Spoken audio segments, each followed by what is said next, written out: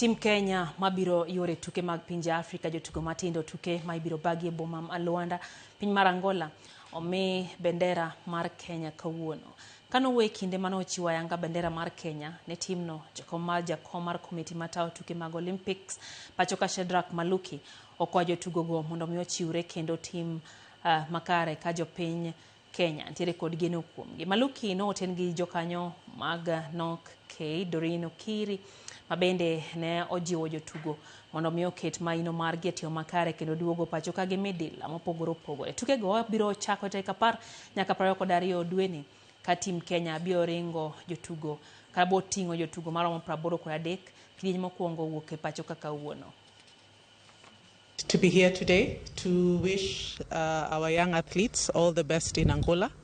This is the future of our sport and also the leaders of our generation. So we wish them well.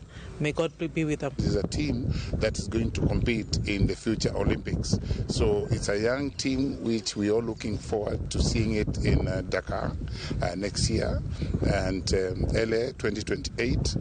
So we are building a brand as the National Olympic Committee of Kenya, a brand that we are so sure that is going to do us proud as a nation.